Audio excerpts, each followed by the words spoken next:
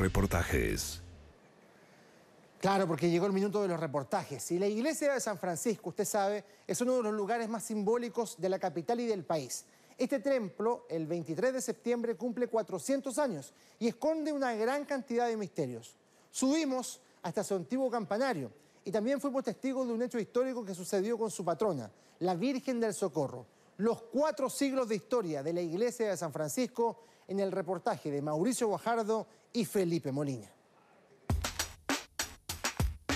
Es parte del Santiago colonial. Enclavada en la principal avenida de la capital se encuentra la iglesia San Francisco. San Francisco de Alameda es un ícono en la vida de Santiago. Es un edificio que logra pasar el tiempo manteniendo su línea original para lo cual fue construido.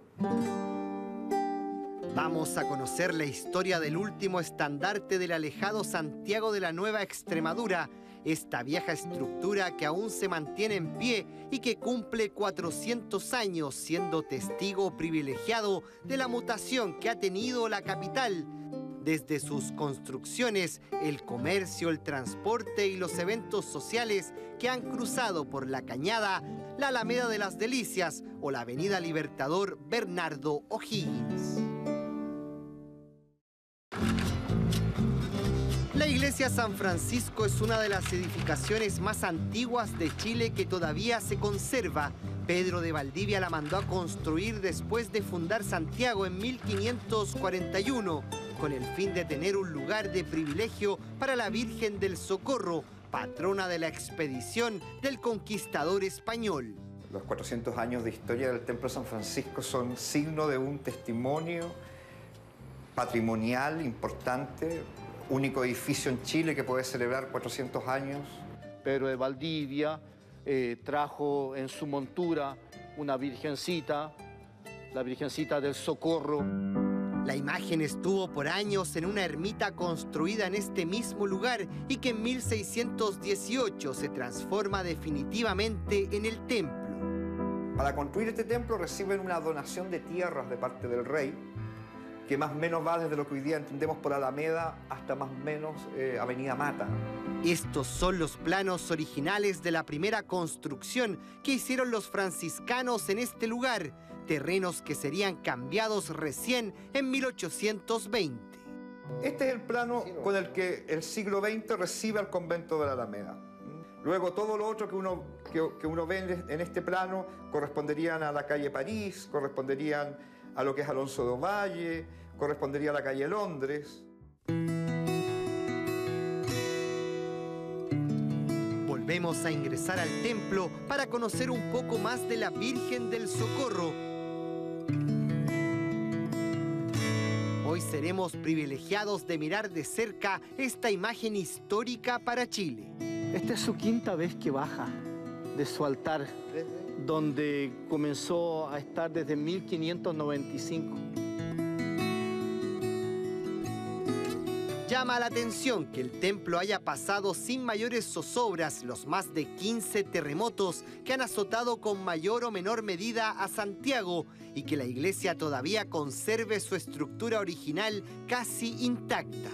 Cuando fue el terremoto de 1647 que dejó a todo Santiago en el suelo, menos de iglesia, pero que hizo que se cayera la torre. Y por lo tanto pensamos que ahí se hizo la reparación y se hizo con ladrillo. Una serie de investigaciones han logrado determinar el por qué este templo se mantiene todavía en pie.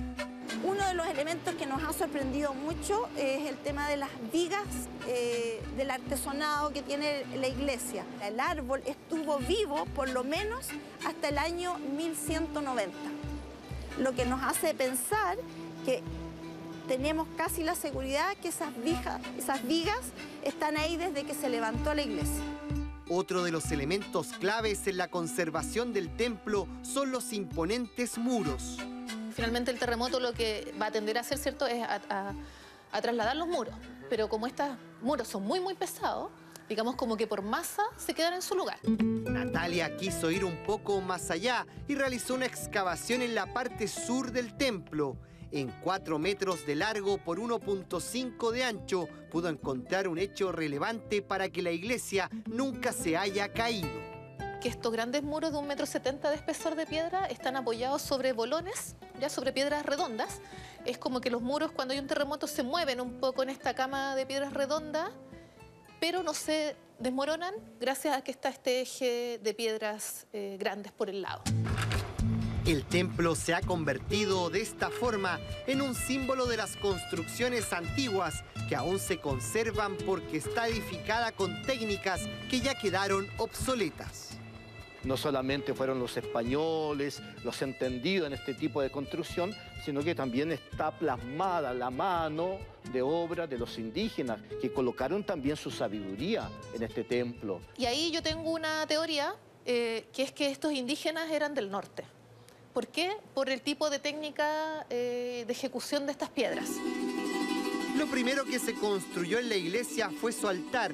Después, toda la estructura restante, que tardó en total 32 años, fue planificada en forma de cruz. Y si su construcción ha sido altamente valorada, sus reconstrucciones traen aparejadas historias, por decirlo de alguna forma, bastante extrañas.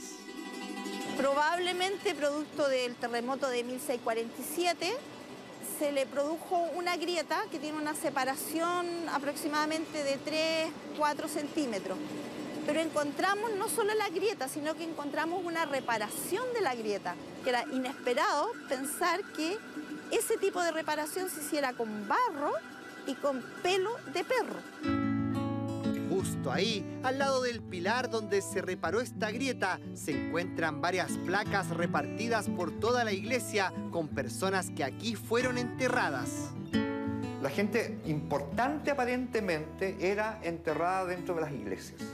Y eso tiene que ver porque en esa época, en la década de 1870, se da la pugna entre liberales y conservadores sobre la ley de cementerios laicos. Era una práctica muy común enterrar a las personas en la iglesia, sobre todo a las personas que tenían un cierto estatus social, entonces que podían, digamos, descansar en un suelo santo. Hoy en día la iglesia San Francisco es mucho más que el templo con sus 2 naves laterales. Adentro se encuentra parte del convento y los patios exteriores que oxigenan a la capital con sus árboles. También este lugar es un museo colonial que contiene piezas de un gran valor histórico. La serie de San Francisco que tenemos acá en el Museo de Arte Colonial es la serie mejor conservada de Latinoamérica y también están los 54 cuadros completos.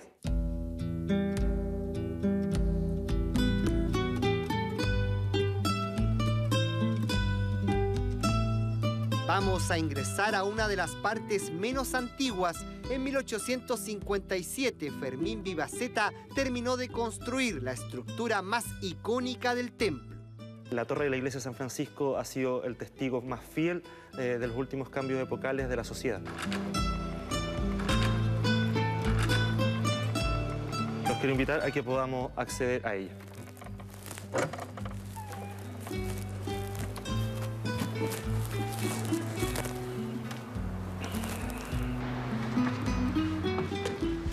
Estamos aquí en el segundo descanso ya de la torre y como vamos a poder ver, aquí ya se empieza la mezcla de materiales.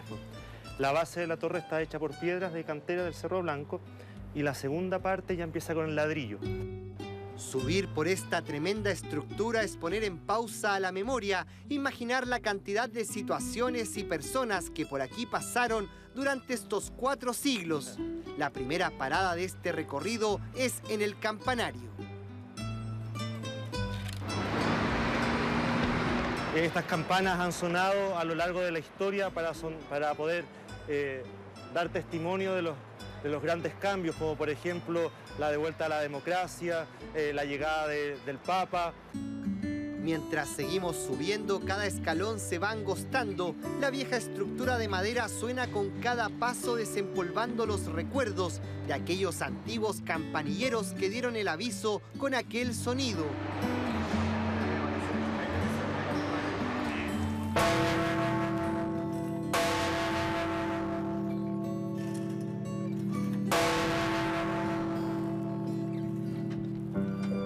Son los últimos escalones para llegar un poco más arriba del reloj y presenciar desde las alturas este moderno Santiago. Esta fue la parte más alta de Santiago por mucho tiempo. Por mucho tiempo fue la parte más alta, sí. Después ya vino la Torre Entel, aquí en el centro, por lo menos. Pero este sigue siendo el patrimonio más antiguo de la ciudad de Santiago. La iglesia San Francisco sigue siendo un símbolo que pocos chilenos y extranjeros podrían desconocer. Su historia resulta atractiva para quienes la visitan sagradamente y también para aquellos que simplemente ven su imponente estructura.